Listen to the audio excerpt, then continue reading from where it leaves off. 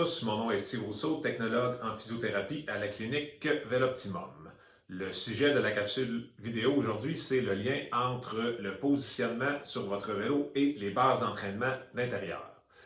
Vous serez nombreuses à faire dans les prochaines semaines la transition entre l'entraînement à l'extérieur et l'entraînement à l'intérieur sur une base fixe ou un trois rouleaux dans le confort de votre salon ou de votre sous-sol.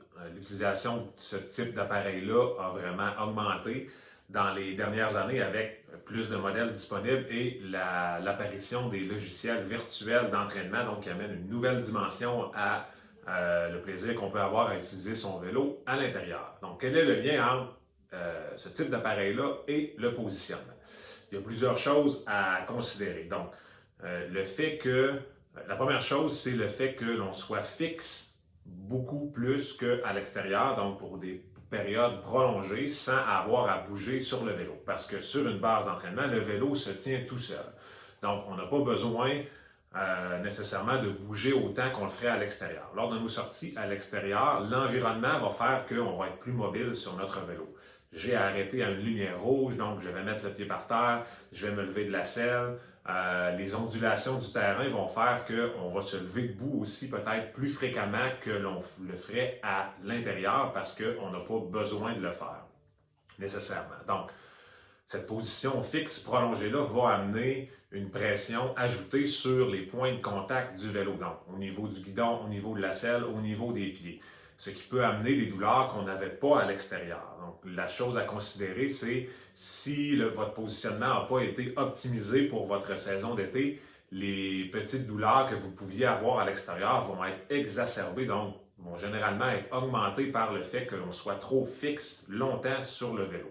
L'autre chose aussi, c'est comme le vélo se tient tout seul, on a moins besoin d'engager les muscles stabilisateurs, donc particulièrement au niveau de l'abdomen, les muscles qui nous tiennent dans notre position sur le vélo ont moins besoin d'être activés parce qu'on n'a pas à tenir le vélo en équilibre. L'exception ici serait ceux qui s'entraînent sur des trois rouleaux où là, au contraire, on va avoir une utilisation accrue des muscles stabilisateurs qui n'est pas nécessairement une mauvaise chose. Mais sur les bases fixes, on peut relâcher ces muscles-là consciemment ou pas, donc ce qui peut aussi venir ajouter de la pression sur les différents points de contact.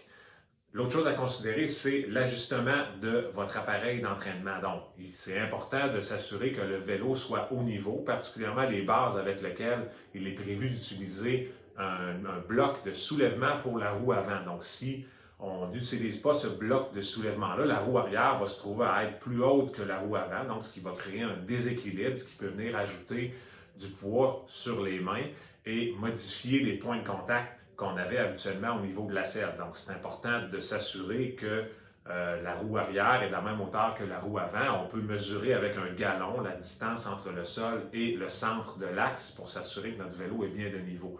On peut vérifier aussi, s'assurer que le niveau gauche-droite va être bon, donc que le vélo n'a pas d'inclinaison ni vers la gauche ni vers la droite pour s'assurer qu'il n'y a pas de modification non plus au niveau de nos différents points de contact.